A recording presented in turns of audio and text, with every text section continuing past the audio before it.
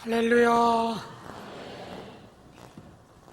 금년도 표를 제창하시겠습니다. 시작. 기도는 우리의 시, 말씀은 우리의 길, 예배는 우리의 시. 아멘.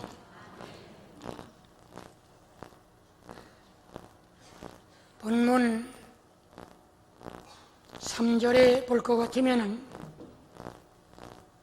예수님을 가리켜 말씀하셨는데, 그는 멸시를 받아서 사람에게 잃어버린 바 되었으며 간고를 많이 겪었으며 질고를 아는 자라 마치 사람들에게 얼굴을 가리우고 보지 않음을 받은 자 같아서 멸시를 당하였고 우리도 그를 귀히 여기지 아니하였도다.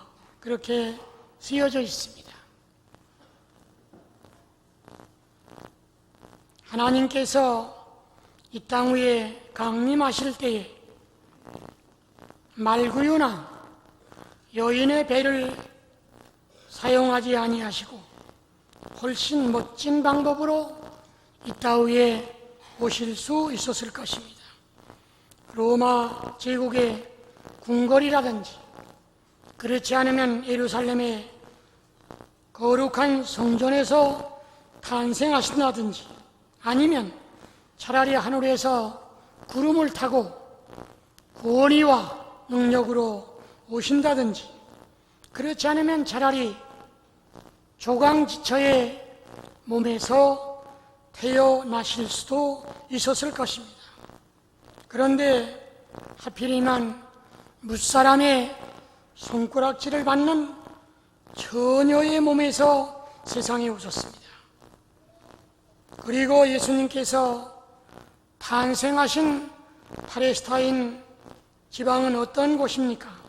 그것은 아주 나라들 중에 가장 작은 나라요, 땅들 중에 가장 황폐한 그런 땅이었습니다. 팔레스타인은 길이가 140마일, 폭이 40마일인 아주 작은 그러한 나라입니다. 마치 그 중동 사람들은 팔레스타인을 가리켜서 감옥과 같은 땅이다, 그렇게 말하고 있습니다.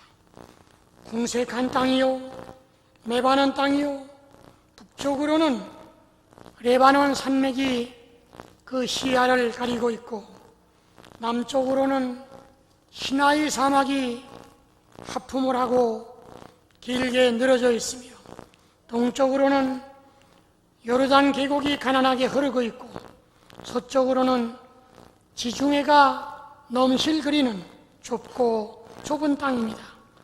다시는 행복의 에덴으로 돌아갈 수 없는 가두어버린 그러한 지옥과 같은 땅이었습니다.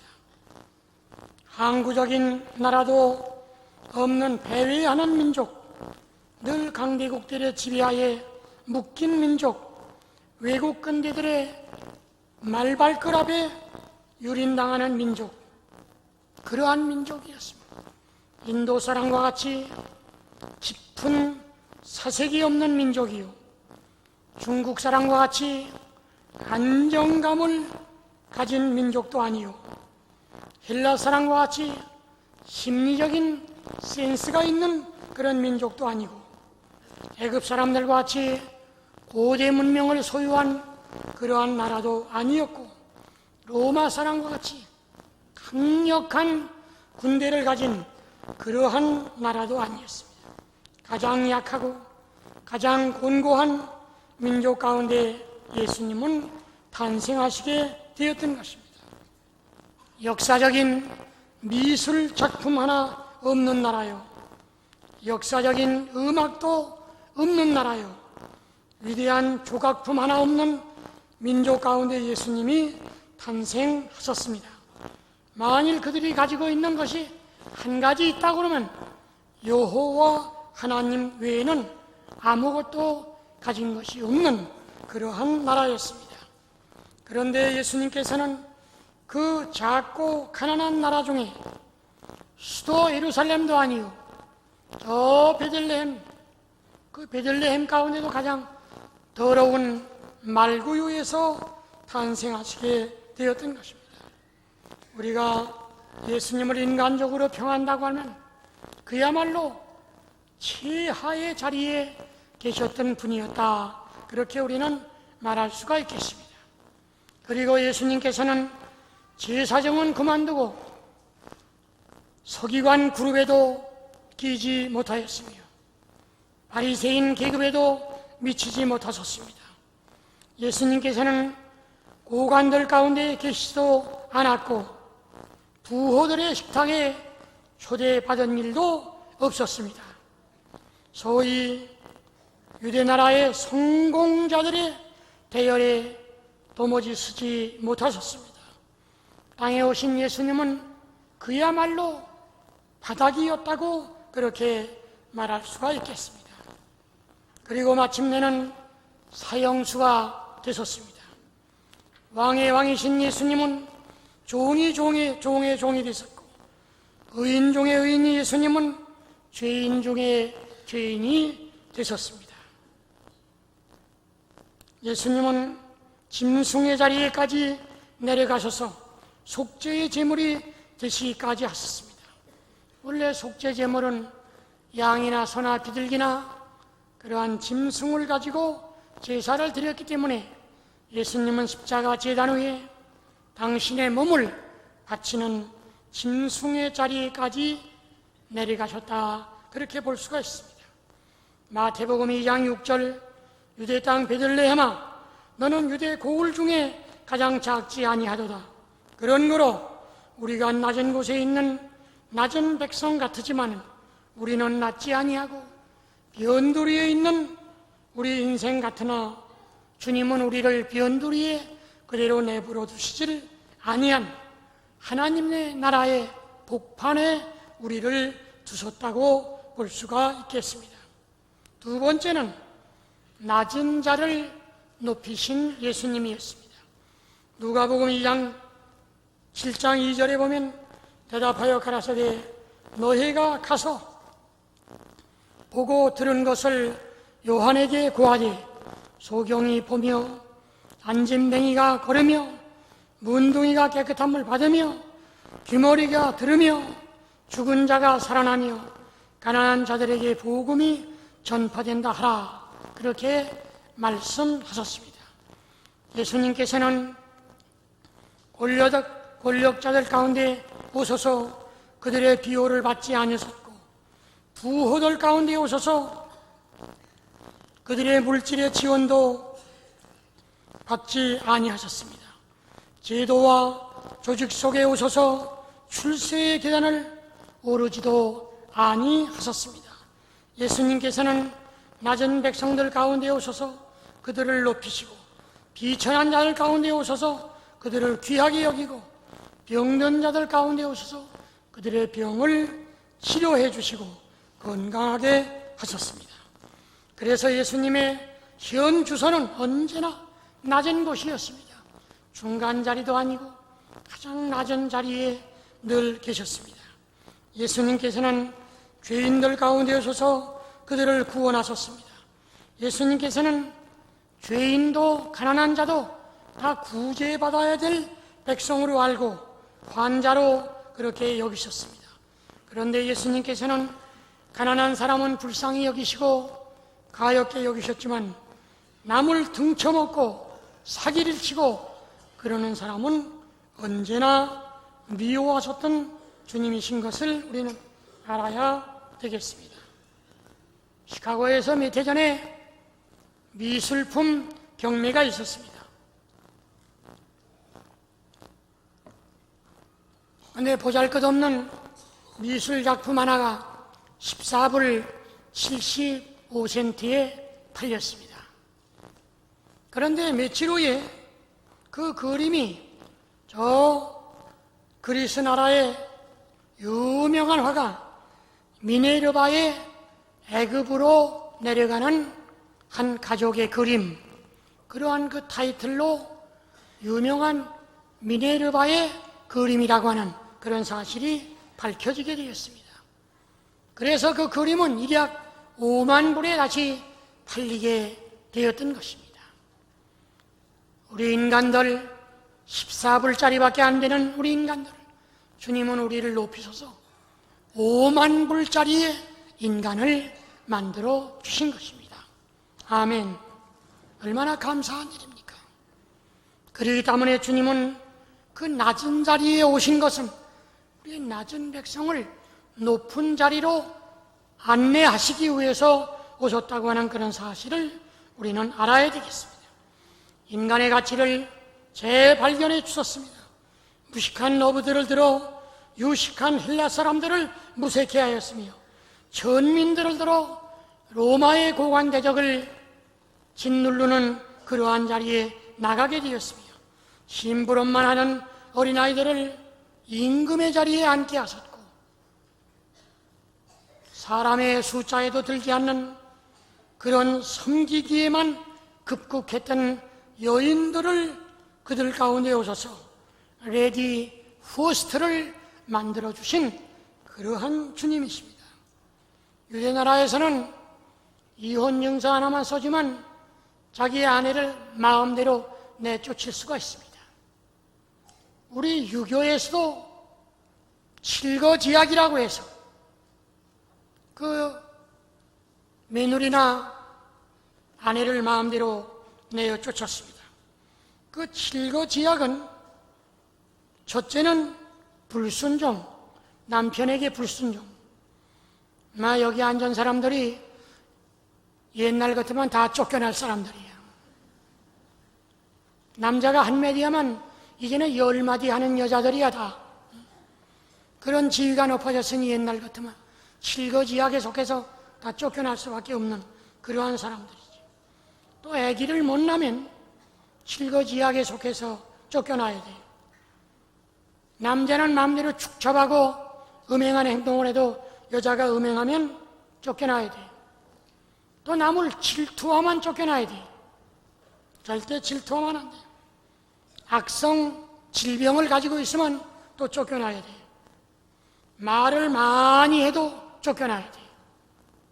그리고 도적질을 하든가 게을름을 부리면 쫓겨나야 돼요.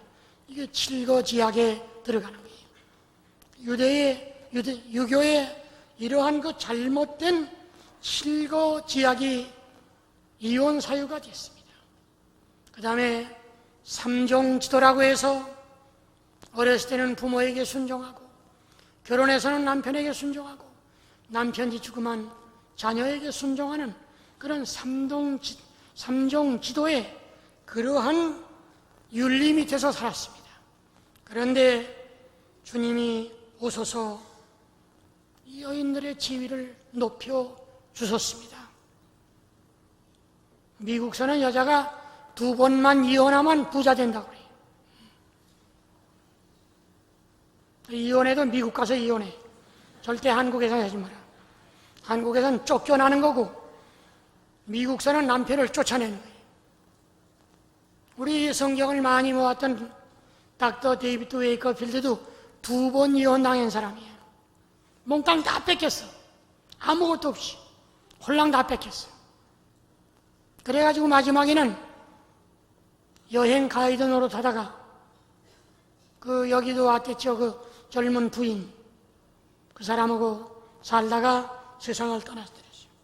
그와 같이 참 여인의 권리가 이제는 당당해지고 높아졌다고 하는 사실을 우리는 알아야 됩니다.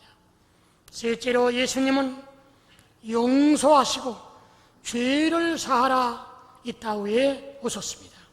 마태복음 9장 13절 너희는 가서 내가 긍휼을 원하고 제사를 원치 아니하노라 하신 뜻이 무엇인지 배우라. 내가 의인을 부르러 온 것이 아니요 죄인을 부르러 왔노라 하시니라. 그렇게 우리 예수님께서 오신 것은 죄인인 인간을 용서하시고 죄를 사하여 주시기 위해서 이 세상에 오셨습니다. 많은 사람을 대속하시고 생명을 주시기 위하여 오셨습니다. 그는 십자가를 지시고 피 흘려 주심으로 우리의 붉은 죄를 사해 주셨습니다. 이사야 1장 18절 여호와께서 말씀하시되 오라 우리가 서로 변론하자 너의 죄가 두은 것일지라도 눈과 같이 휘어질 것이요 진홍같이 붉을지라도 양털같이 희게 하리라. 우리 인간의 죄를 속량해 주시고 구속해 주시기 위해서 예수님은 오신 것입니다. 미국의 남북전쟁 할 때에 윌리엄 스카트라고 하는 북군의 병사는 그 전쟁에서 그 총탄들이 막 날라오고 그렇게 해서 48시간을 아예 뜬 눈으로 싸워야 했던 것입니다.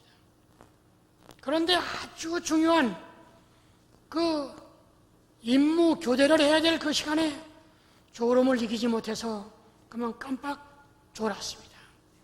그로 인하여 마침내 군법회의에 회부되어 정상을 참작하지 못하고 사형 언도를 받게 되었습니다. 그래서 그 윌리엄 스카트는 내일이면 내가 죽게 됐구나 하고 깊은 신음 가운데 빠졌을 때 마침 그날 링컨 대통령이 그 부대를 시찰하게 되었습니다. 링컨 대통령은 윌리엄 스카트가 내일이면 사형을 받아야 될 것을 보고받고 그리고 그 윌리엄 스카트 앞에 섰습니다. 그는 키가 큰 분이기 때문에 윌리엄 스카트는 경례를 하고 그 링컨의 얼굴을 쳐다보게 되었습니다. 그런데 예외로 대통령께서 여러 가지를 하문하셨습니다. 너희 고향이 어디며 너희 부모님들은 뭘 하고 있으며 너희 부모님들의 나이는 너희 형제는 몇이며 그런 걸 자세하게 사문하셨습니다. 그리고는 그 어깨에 손을 얹고 내가 대통령의 권한으로 너를 특사한다, 사면한다. 아멘. 그랬습니다. 윌리엄 스카트는 너무나 놀라웠고 언이 벙벙해서 말을 못하고 입을 버리고 있었습니다. 그런데 링컨 대통령께서 내가 너를 사면해서 네 생명을 구해주소서. 네가 나를 위해서 무엇을 해줄 수 있을꼬? 그랬습니다. 윌리엄 스카트는 제가 군인 오기 전에 은행에 저금한 거하고 내가 열심히 돈 모아서 그 땅과 집을 사놓는데 그게 다 합하면 60만 불쯤 됩니다. 그거를 대통령에게 드리겠습니다. 그러면 기뻐하실 줄 알았는데 그것 가지고야 되겠느냐? 생명이야. 생명으로 갚아야지. 생명을 어떻게 돈으로 갚을 수가 있겠느냐? 그러니까 내 부대에 귀대해서 열심히 싸워서 나라를 위해서 내 목숨을 바치기를 원하노라. 그렇게 말씀해요. 윌리엄 스카트는 부대에 귀대해서 일선에 나가서 열심히 싸웠습니다. 그리고 아주 중상을 당했습니다. 그는 병원에 돌아왔습니다. 이제 자기의 생명이 얼마 남지 않는 것을 보고 그 의사에게 그렇게 얘기했습니다. 대통령 각하, 내가 나라를 위해서 귀하게 목숨을 바칠 수 있는 기회를 주셨사오니 감사합니다. 이 말씀을 대통령에게 전해주시오. 그리고 그는 세상을 떠났다고 하는 그런 말씀을 책에서 읽은 일이 있습니다. 생명은 생명으로 갚는 것입니다. 예수님이 우리의 생명을 위해서 당신의 생명을 바쳐 주셨습니다. 우리가 예수님께 할 수 있다고 하면 우리의 생명을 바치는 것밖에 없는 줄로 압니다. 우리의 생명을 바친다고 하는 건 뭡니까? 충성을 다해서 몸된 교회를 위해 섬기고 가난한 사람을 도와주고 전도하는 일에 진력하는 일이라고 생각이 되어집니다. 우리에게 생명을 주신 예수님에게 우리의 생명을 바쳐서 정말 충성을 다하는 저와 여러분들이 되어져야 되겠습니다. 나의 생명은 주님의 것이며 주님의 생명은 나의 것입니다. 내 생명을 주님을 위해서 기꺼이 드리는 여러분들이 다 되시기를 간절히 바랍니다. 기도하겠습니다. 자비하신 주님, 주님의 은혜와 사랑을 감사드립니다. 우리가 다 부족하고 연약한 것들이었지만 주님이 낮은 곳에 오셔서 낮은 저희들을 높이시고 마지막에 십자가에 달려 돌아가셔서 우리의 생명을 구원해 주셨습니다. 감사합니다. 우리의 생명이신 주님 앞에 우리의 생명을 드릴 수 있는 저희들이 되게 하여 주시옵소서. 그래서 이 땅 위에서 주님의 뜻을 이루고 마지막 날 하나님의 나라에서 주님 모시고 영생의 복락을 누리게 하여 주시옵소서. 주의 놀라운 은총이 우리에게 임하사 우리의 생명까지라도 주님을 위해서 드릴 수 있는 그런 헌신의 믿음, 희생의 믿음을 주시옵소서. 예수님의 이름으로 기도드리옵나이다. 아멘.